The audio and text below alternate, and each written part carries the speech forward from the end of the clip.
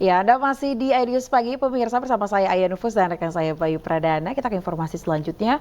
Barreskrim Polri melimpahkan berkas perkara kasus dugaan penistaan agama dengan tersangka pemimpin Pondok Pesantren Al Zaitun yakni Panji Gumilang ke Kejaksaan Agung. Iya, sebelumnya polisi telah memeriksa keterangan dari 41 saksi.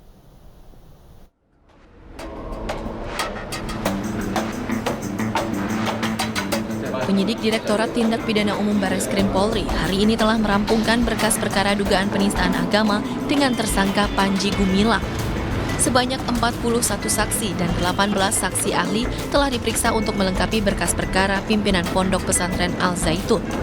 Selanjutnya, berkas perkara ini akan diserahkan ke Kejaksaan Agung guna diteliti sebagai syarat untuk disidangkan. Saat ini penyidik sudah selesai melaksanakan penyidikan, di mana kita sudah memeriksa 41 saksi, kemudian 18 ahli, kemudian dengan proses ini kita sudah melaksanakan pemberkasan,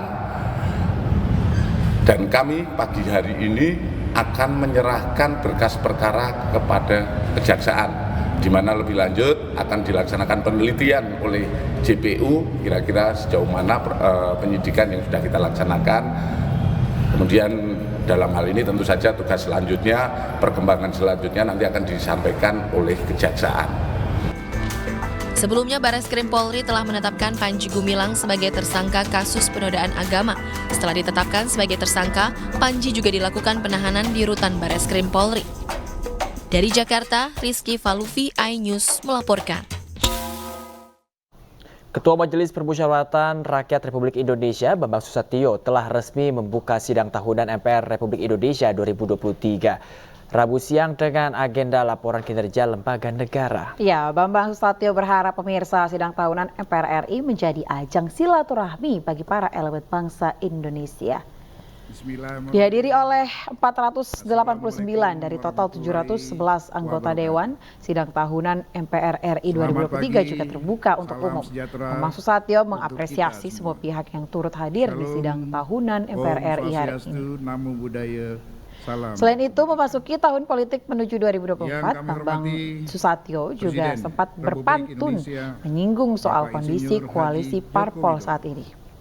Dirinya berharap berubah-ubahnya koalisi parpol saat ini tidak memecahkan persatuan dan kesatuan. Presiden Republik Indonesia, Bapak Profesor Dr. Kiai Haji Ma'ruf Amin beserta Ibu Wuri Ma'ruf Amin.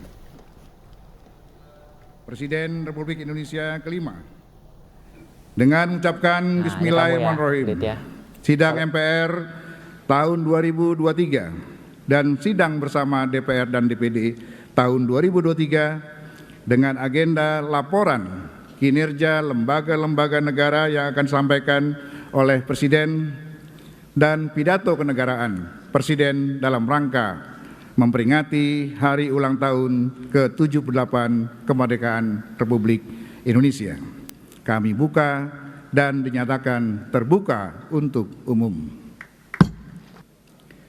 Burung perkutut di atas awan, terbang tinggi hinggap di pohon beringin. Terima kasih atas kehadiran Tuan dan Puan. Walaupun koalisi masih bisa berubah-ubah. Melalui sidang tahunan MPR ini, mari kita jaga persatuan dan kesatuan. Ya, pemirsa, dalam pidato kenegaraan di sidang tahunan MPR RI, Presiden Joko Widodo sempat menyinggung soal sebutan Pak Lurah. Ya, Jokowi menegaskan bahwa dirinya bukanlah Pak Lurah, bukan ketua umum partai politik, dan bukan pula ketua koalisi partai politik. Sebutan Pak Lurah sering didengar oleh Presiden Joko Widodo tiap kali membicarakan soal suara siapa calon presiden dan calon wakil presiden Indonesia 2024. Sebagai Presiden Republik Indonesia, Jokowi mengatakan jika dirinya tidak memiliki wewenang untuk menentukan capres dan cawapres di pemilu tahun mendatang. Pimpinan MPR lainnya. Dan saat lagi kita akan menyaksikan sesi. Kita saat ini sudah memasuki tahun politik. Suasana sudah hangat-hangat kuku, dan sedang tren ini di kalangan politisi dan parpol. Setiap ditanya capres dan cawapresnya, jawabannya belum ada arahan Pak Lurah. Saya sempat mikir, siapa ini Pak Lurah? Sedikit-sedikit kok Pak Lurah. Belakangan saya tahu yang dimaksud Pak Lurah ternyata saya. Ya, saya jawab saja, saya bukan lurah. Saya adalah Presiden Republik Indonesia. Ternyata Pak Lurah itu kode. Tapi perlu saya tegaskan, saya ini bukan ketua umum parpol, bukan ketua umum partai politik, bukan juga ketua koalisi partai. Dan sesuai ketentuan undang-undang, yang menentukan capres dan cawapres itu adalah partai politik dan koalisi partai politik. Jadi saya ingin mengatakan itu bukan wewenang saya, bukan wewenang Pak Lurah. Ya, selain itu Presiden Joko Widodo juga sempat menyinggung soal ejekan yang kerap ia terima akhir-akhir ini. Ya, Jokowi mengaku legowo atas ejekan tersebut, namun ia mempertanyakan kesatuan milik bangsa Indonesia saat ini. Besar yang harus diemban, banyak permasalahan rakyat yang harus diselesaikan. Dengan adanya media sosial seperti sekarang ini, apapun bisa disampaikan kepada Presiden. Mulai dari masalah rakyat di pinggiran, sampai kemarahan, sampai ejekan, dan bahkan makian, dan fitnahan, bisa dengan mudah disampaikan dengan media sosial. Saya tahu ada yang mengatakan saya ini bodoh, pelongo-pelongo, tidak tahu apa-apa, Fir'aun. Ya enggak apa-apa. Sebagai pribadi saya menerima saja. Yang membuat saya sedih, budaya santun dan budaya dan budi pekerti luhur bangsa ini kok kelihatannya mulai hilang. Ya, pemirsa, sambut Dirgahayu Republik Indonesia ke-78 tahun, organ relawan Jokowi memberikan apresiasi besar kepada Presiden Jokowi atas keberhasilan kinerjanya. Ya, pidato kenegaraan Presiden Jokowi saat rapat paripurna DPR Republik Indonesia mendapat acungan jempol dari organ relawan Jokowi, Solidaritas Merah Putih atau Solmed. Pidato Jokowi tentang hasil kinerja pemerintahan yang dipimpinnya telah berhasil melebihi 80% di segala bidang, baik capaian hilirisasi tambang, produk pertanian, mengatasi penanganan COVID-19, hingga peningkatan ekonomi sosial. Pada HUT RI ke-78 tahun, relawan memberikan apresiasi meski hingga kini Jokowi sendiri belum menentukan sikap terkait pemilu 2024. Relawan berharap sosok yang nantinya akan didukung Jokowi dapat meneruskan seluruh perjuangannya. Dengan KNPI bahwa kami setia tegak lurus ikut komando Bapak Presiden Jokowi karena kami tidak mau gegabah memilih pemimpin pengganti Pak Jokowi yang hanya akhirnya membawa Indonesia menuju. Ya, pemirsa, sebelumnya kritik keras dilontarkan oleh aktivis sekaligus akademis Rocky Gerung kepada Presiden Joko Widodo. Ya, kasus itu pun tengah didalami oleh polisi yang hingga kini telah memeriksa 50 orang saksi.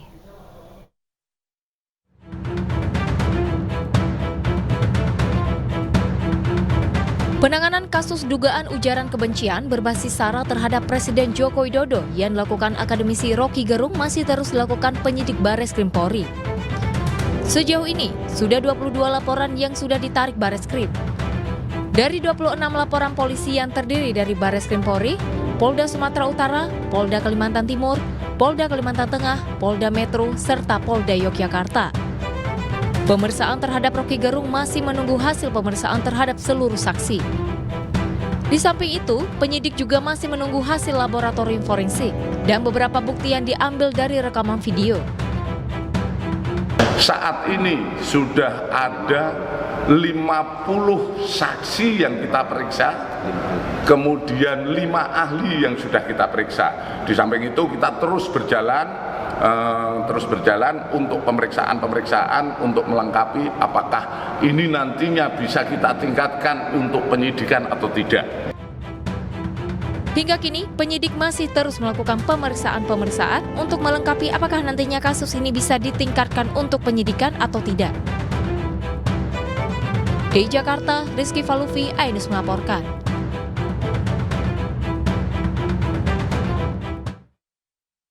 Sementara itu, pemirsa, Menteri Keuangan Sri Mulyani Indrawati menyampaikan pemerintah sudah menyiapkan anggaran sebesar 52 triliun untuk membayar gaji PNS, TNI, Polri hingga pensiunan. Tahun 2024, pemerintah akan menaikkan gaji PNS, TNI, dan Polri sebesar 8%. Selain itu, gaji pensiunan juga akan bertambah sebesar 12%. Hal itu disampaikan oleh Presiden Republik Indonesia Joko Widodo dalam pidato Presiden tentang Rapen tahun anggaran 2024 di DPR RI Jakarta. Sementara itu, Menteri Keuangan Sri Mulyani Indrawati dalam konferensi pers Nota Keuangan di RAPBD 2024 mengatakan pemerintah telah menyiapkan anggaran sebesar 52 triliun untuk membayar gaji PNS, TNI, Polri, dan pensiunan.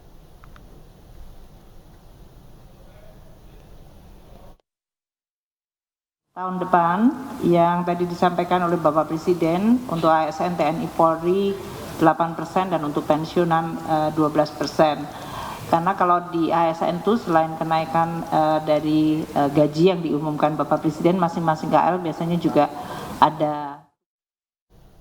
Pemirsa, tepat di HUT ke-65 Provinsi Bali, PLT Ketua Umum P3 Muhammad Mardiono meresmikan kantor DPW P3 Bali sekaligus membuka rapat pimpinan wilayah di Denpasar. Dalam kesempatan ini, Muhammad Mardiono meminta para kader untuk senantiasa melayani umat dan menciptakan sejarah baru meningkatkan kursi di Provinsi Bali. Salah satunya dengan adanya kantor baru agar dapat berguna bagi masyarakat. Sementara itu, PLT Ketua DPW P3 Bali, IDY Muzayyad, mengaku siap mendayagunakan kantor DPW P3 Bali sebagai kantor pelayanan umat dan masyarakat.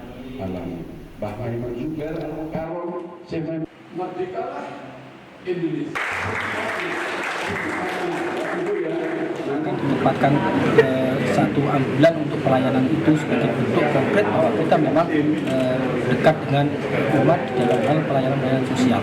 Tidak hanya sebagai seorang masyarakat dari Muslim, tapi kita memperjuangkan kemajuan negara Indonesia. Ya, pemirsa, beragam bantuan sosial untuk masyarakat diberikan para relawan di sejumlah daerah. Iya, bantuan yang diberikan mulai dari renovasi sumber air warga hingga penerangan dan perbaikan akses jalan.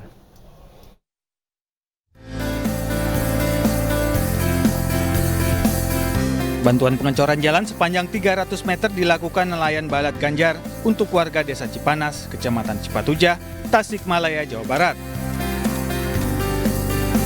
Warga pun mengaku senang dan bersyukur dengan adanya bantuan perbaikan akses jalan utama tersebut karena dapat mempermudah dan mempercepat aktivitas mereka sehari-hari.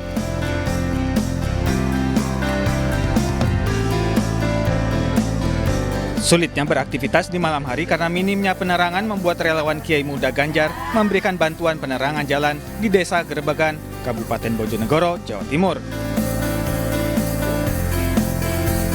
Selain itu, relawan juga memberikan pelatihan mengelas listrik kepada warga apabila sewaktu-waktu bantuan yang diberikan mengalami kendala sehingga bisa diatasi dan dibenahi bersama.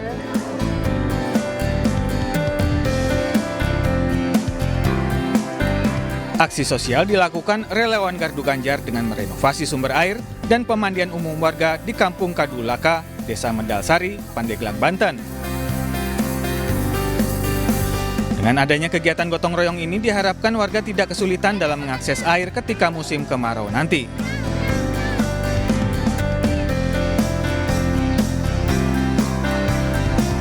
Dalam menyambut Hari Kemerdekaan ke-78 RI, relawan Gardu Ganjar Muda bersama puluhan milenial merevitalisasi gardu-gardu di Desa Sukamanah, Kecamatan Baros, Serang, Banten.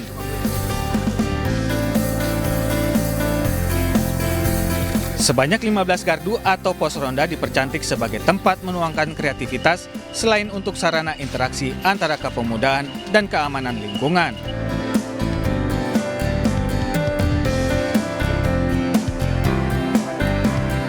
Agar performa mesin kendaraan bermotor tetap optimal, relawan Krivisaya Ganjar membuka layanan ganti oli gratis bagi masyarakat di Bandar Lampung, Provinsi Lampung. Selain bentuk kepedulian terhadap sesama pengguna kendaraan sepeda motor, kegiatan sekaligus untuk memperkenalkan figur Ganjar Pranowo.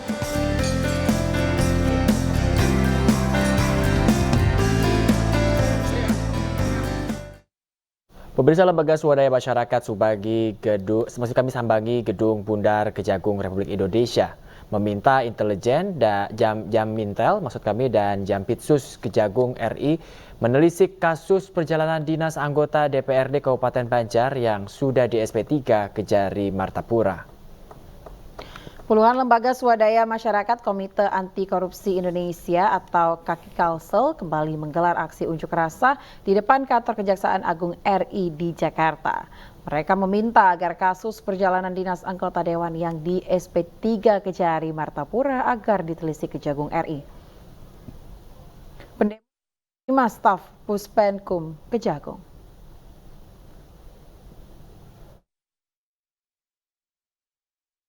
Nah sekarang kan orangnya itu saja. Jadi prinsipnya kami menghendaki segera evaluasi dan tetapkan tersangka agar persamaan hukum di mata masyarakat khususnya Kabupaten Banjar. Ya, pemirsa, Korps Brimob Polri menggelar apel deklarasi kebangsaan Indonesia di Makobrimob Kelapa II, Kota Depok. Ya, apel deklarasi kebangsaan diikuti rektor dan mahasiswa dari berbagai kampus di seluruh Indonesia.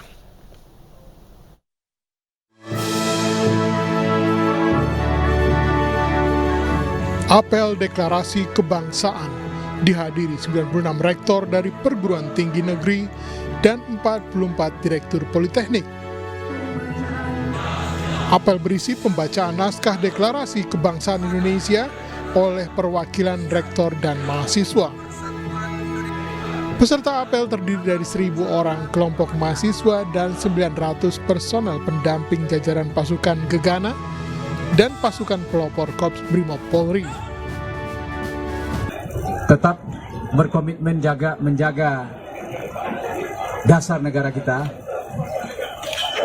Pancasila, sebagai alat pemersatu bangsa. Sementara itu, Dankor Brimob Polri menyampaikan deklarasi kebangsaan ini menjadi sejarah dalam menyambut HUT ke-78 tahun kemerdekaan Republik Indonesia. Ini adalah bukti real bahwa kita harus bersama-sama bersatu untuk satu kata, Indonesia. Para rektor berharap agar seluruh elemen masyarakat Indonesia, khususnya mahasiswa, agar menjaga negara Republik Indonesia untuk menghindari perpecahan dari para provokator dalam tahun politik saat ini. Dari Depok, Jawa Barat, Yung Rizky, iNews melaporkan.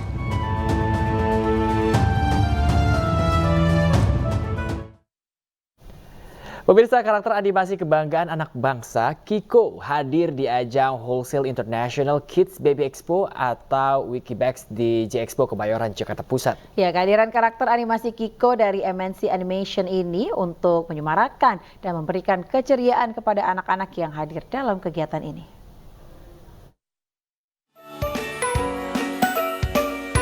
Meet and greet Kiko and Friends di ajang Wholesale International Kids Baby Expo atau Wikibex di J-Expo Kemayoran, Jakarta Pusat disambut penuh keceriaan oleh anak-anak.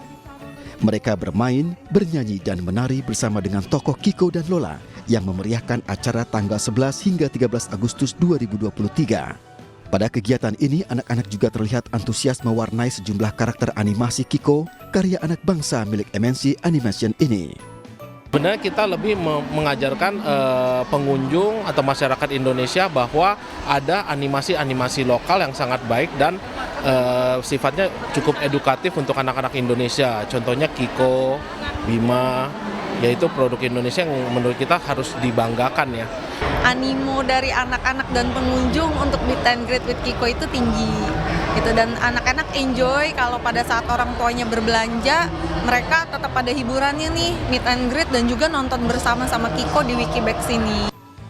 Kehadiran Kiko and Friends di Wikibags 2023 ini sekaligus untuk mempromosikan season terbaru yang telah memasuki musim ketiga yang akan tayang di tahun 2024. Dari Jakarta, Nisa Sahib, Tri Julianti, iNews melaporkan. Cuaca berpasir dan berdebu melanda banyak kota di Provinsi Gansu, Cina Barat Laut. Informasi selengkapnya akan kami hadirkan usai jeda berikut. Pemirsa tetap bersama kami di iNews Pagi.